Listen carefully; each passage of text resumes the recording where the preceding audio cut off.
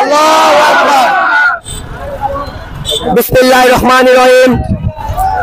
ফিলিস্তিনের রোজাদার শিশুদের প্রতি অতর্কিত হামলা, অত্যাচারিত জর্জরিত ফিলিস্তিনের প্রতি খুনি ইসরায়েলের অত্যাচারের প্রতিবাদে আজকের এই বিক্ষোভ সমাবেশে উপস্থিত আমার সহপাঠীবৃন্দ ও আমার বড় ভাইগণ, প্রিয় বনপাড়াবাসী, সবাইকে আমাদের পক্ষ থেকে সালাম, আসসালামু আলাইকুম।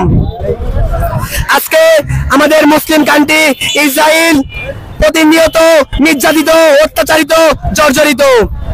আজকে জাতিসংঘ কোথায়? আজকে জাতিসংঘের সেই বিচার কোথায় যেখানে কিনা জাতিসংঘ দেশের শান্তি প্রতিষ্ঠায় কাজ করে?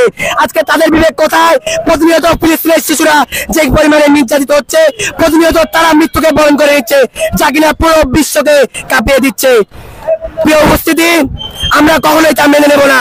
ইসলামের শত্রুরা হুঁশিয়ার সাবধান, ইসরায়েলের দুই গালে খুনি ইসরায়েলেরা আজ আমেরিকা এবং ডিরেক্ট ভাবে ভারতের সহযোগিতা নিয়ে, দালাল মোদির সহযোগিতা নিয়ে আমাদের মুসলিমদেরকে নিষ্পাপ করা দেওয়ার লক্ষ্যে প্রতিনিয়ত তারা রোজার মাসেও শিক্ষার্থীদের রোজা পালন করতে দিচ্ছে না, মানুষদের ওপর অতর্কিত ভাবে হামলা চালাচ্ছে।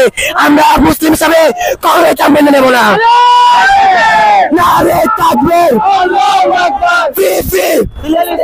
আমাদের মুসলিম রাষ্ট্রগুলোকে সকলকে একত্রিত হতে হবে। একত্রিত হওয়ার মাধ্যমে আমরা এই ফিলিস্তিনকে একদিন স্বাধীন করবো ইনশাআল্লাহ। এমনকি আমরা আজকে কোথায় দাঁড়িয়ে আছি? আমাদের মানবতা কোথায়? যেখানে কোনো বিচার নেই, নেতানিয়াহু, আপনি ভাববেন না জিতে গেছেন, খেলা এখনো বাকি আছে।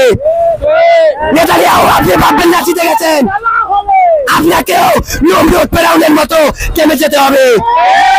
আপনারা যে চুক্তি ভঙ্গ করেছেন, আপনাদের মনে করিয়ে দিতে চাই, এই চুক্তি ভঙ্গের কারণে একদিন মক্কা বিজয় হয়েছিল। এই মক্কা বিজয় হয়েছিল এই চুক্তি ভঙ্গের কারণে। ঠিক এমনই ভাবে ঠিক সেই দিন ফিলিস্তিন বিশ্বের সকল মুসলিম একত্রিত হয়ে ফিলিস্তিন বিজয় নিশ্চিত হবে ইনশাআল্লাহ। Free free free free. সবাইকে ধন্যবাদ জানিয়ে এখানে বক্তব্য শেষ করছি। নারে তাকবীর।